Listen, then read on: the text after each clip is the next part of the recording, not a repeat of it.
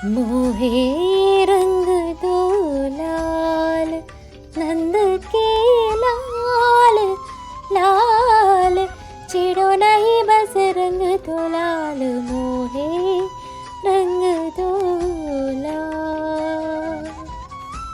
Hi, welcome to കുരുട്ടുമാക്കാൻസ്. ഇന്ന് നമുക്ക് വളരെ എളുപ്പത്തിലൊരു ലഡു ഉണ്ടാക്കി നോക്കിയാലോ. ഇതിന് അധികം ഇൻഗ്രീഡിയൻസിൻ്റെ ആവശ്യമൊന്നുമില്ല, നമുക്ക് അത്യാവശ്യം വീട്ടിലുള്ള സാധനങ്ങൾ മതി. അപ്പം ആദ്യം നമുക്ക് കുറച്ച് കടലമാവ് എടുക്കാം. 1.5 കപ്പ് കടലമാവ് മതിയാവും. അതിൽ കുറേശ്ശെ വെള്ളം ഒഴിച്ച് അതിനെ നന്നായിട്ടൊന്ന് കലക്കിയെടുക്കണം. ദോശമാവിനെ പോലെയോ അപ്പമാവിനെ പോലെ അല്ല ഇത് കലക്കേണ്ടത്. ഒരുപാട് വെള്ളം ആവരുത്, ഒരുപാട് തിക്കും ആവരുത്.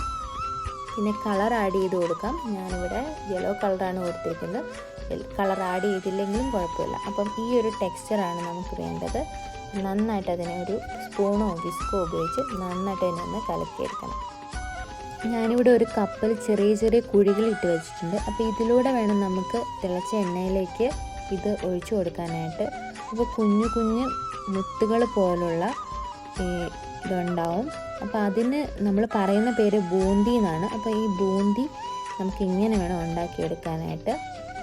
ഒരുപാട് കട്ടിയായിട്ടുള്ള മാവാണെങ്കിൽ ഈ ബൂന്തി അങ്ങനെ ശരിയായി വരില്ല. അത് നമ്മൾ മിക്സ്ചറൊക്കെ ഉണ്ടാക്കാനാണ് അത്രയും കട്ടിയുള്ള ഉണ്ടാക്കുന്നത്. അപ്പം ലഡു ഉണ്ടാക്കുമ്പോൾ കട്ടി കുറച്ചുള്ള മാവ് ഉണ്ടാക്കുക. അപ്പം ഇങ്ങനെ വരും, എന്നാലേ ആ സിറപ്പിലേക്ക് റെഡി ആവുള്ളൂ. ഇപ്പം നമ്മുടെ ബൂന്തി റെഡി ആയിട്ടുണ്ട്. അപ്പോൾ ഈ ബൂന്തി നമുക്ക് നന്നായിട്ടൊന്ന് പൊടിച്ച് കൈ വെച്ച് ഒന്ന് പൊടിച്ചെടുക്കണം, ക്രഷ് ചെയ്തെടുക്കണം. ഒരുപാട് പൊടിക്കരുത്, ഒന്ന് ക്രഷ് ചെയ്തെടുക്കണം, എന്നാലേ കുഞ്ഞ് മുത്തുകൾ ഉണ്ടാവുള്ളൂ. അപ്പം അതിന് ഞാനൊരു ടിഷ്യൂ പേപ്പറിലേക്ക് ഇടുന്നുണ്ട്. അത് എണ്ണ തോരാൻ വേണ്ടിയിട്ടാണ്. അത് നന്നായിട്ട് എണ്ണ പിടിക്കും, അത് ഹെൽത്തി അല്ല. അപ്പോൾ അതുകൊണ്ട് ഞാൻ ഈ എണ്ണ നന്നായിട്ട് അതിനെ ഒന്ന് തോർത്തി എടുക്കുകയാണ് ടിഷ്യൂ പേപ്പർ വെച്ചിട്ട്. അല്ലെങ്കിൽ പേപ്പർ ആയാലും മതി, ഇട്ട് നന്നായിട്ട് ആ എണ്ണയൊന്നും തോർത്തി എടുക്കണം. വെള്ള പേപ്പർ വേണം ഉപയോഗിക്കാൻ, നമ്മുടെ ന്യൂസ് പേപ്പർ ഉപയോഗിക്കരുത്. ന്യൂസ് പേപ്പറിലുള്ള ആ മഷി ഫുഡിലേക്ക് ഉണ്ടാവും. അപ്പം അതുകൊണ്ട് വെള്ള പേപ്പറോ എടുത്ത് നന്നായിട്ടത് പ്രസ് ചെയ്ത് കളയുക. എണ്ണ മാക്സിമം അത് റിമൂവ് ചെയ്യുന്നത് ഏറ്റവും നല്ലതായിരിക്കും. അപ്പോൾ അതൊരു പാത്രത്തിലിട്ട് നമുക്കിതിനെ ഒന്ന് മാറ്റി വെക്കാം. ഒട്ടും എണ്ണയില്ലാത്ത ബൂന്തി ശരിയായിട്ടുണ്ട്. അപ്പോൾ ഇനി ഒരു പാത്രത്തിൽ 1.5 കപ്പ് പഞ്ചസാരയും 1 കപ്പ് വെള്ളവും ഒഴിച്ച് ലഡുവിന് വേണ്ടിയിട്ടുള്ള പഞ്ചസാര പാനീയമൊക്കെ ഉണ്ടാക്കാം. ഈ പഞ്ചസാര പാനീയത്തിൻ്റെ അനുസരിച്ചിരിക്കും നമ്മുടെ ലഡുവിൻ്റെ അവസ്ഥ. ഇനി 1 ടീസ്പൂൺ പനിനീരും 1 ടേബിൾ സ്പൂൺ ഏലക്കപ്പൊടി ഇട്ട് കൊടുക്കണം. നന്നായിട്ട് മിക്സ് ചെയ്ത ശേഷം ഇത് ചെറിയതായിട്ടൊന്ന് ഒട്ടുന്ന രീതിയിലാവുമ്പോൾ അതിലേക്ക് 3 കപ്പ് ബൂന്തി ഇട്ട് കൊടുക്കണം.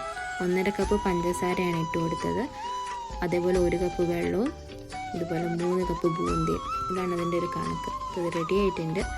ഇനി മുന്തിരിങ്ങ നമുക്ക് നെയ്യിലോ ബട്ടറിലോ നമുക്ക് വറുത്തിടാം. അതിന് 1.5 ടേബിൾ സ്പൂൺ നെയ്യ് ഇടുന്നുണ്ട്. എന്നിട്ട് മുന്തിരിങ്ങ നന്നായിട്ടൊന്ന് വറുത്തെടുക്കാം. ഒന്ന് പൊങ്ങി വരുമ്പോൾ അതിലേക്ക് കുറച്ച് കാഷ്നട്ട് ഇടുന്നുണ്ട്. ഇതൊക്കെ ഓപ്ഷനിലാണ്, വേണമെങ്കിൽ ഇട്ടാൽ മതി. ചുമ്മാ ഒരു അലങ്കാരം ഇരിക്കട്ടെ എന്ന് വെച്ചിട്ടാണ്.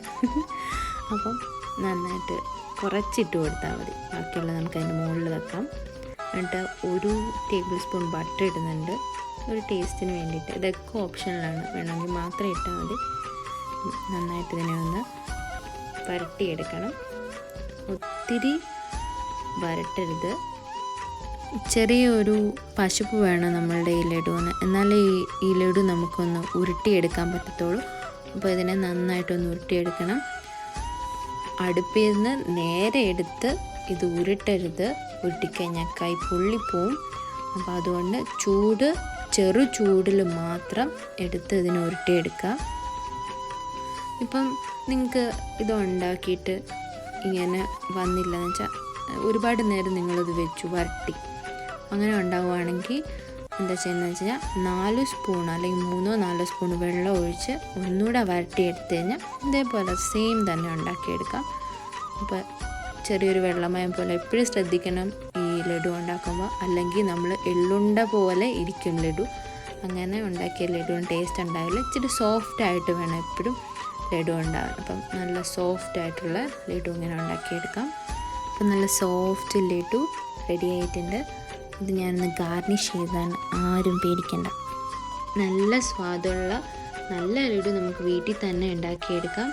ഇതിന് പ്രത്യേകിച്ച് ഇൻഗ്രീഡിയൻസ് ഒന്നും വേണ്ട, നാച്ചുറലായിട്ട് നമുക്ക് വീട്ടിൽ തന്നെ ഉണ്ടാക്കിയെടുക്കാം. ഞാനിതിൽ ഇച്ചിരി കളർ ചേർത്തിട്ടുണ്ട്, അത് വീഡിയോയ്ക്ക് വേണ്ടി മാത്രമാണ്. അല്ലാതെ ഞാൻ വീട്ടിൽ ഉണ്ടാക്കുവാണെങ്കിൽ ഞാൻ കളർ ചേർക്കില്ല. അപ്പം ഈ നല്ല ജ്യൂസി ആയിട്ടുള്ള ലഡു നമുക്ക് വീട്ടിലുണ്ടാക്കിയെടുക്കാം. എൻ്റെ വീഡിയോ ഇഷ്ടമായെങ്കിൽ എല്ലാവരും ലൈക്കും സബ്സ്ക്രൈബും കമൻറ്റും ഒക്കെ ചെയ്യണം. നിങ്ങളുടെ സപ്പോർട്ട് ഒരുപാട് ആവശ്യമുണ്ട് എനിക്ക്. അപ്പം thank you for watching my video. Bye bye.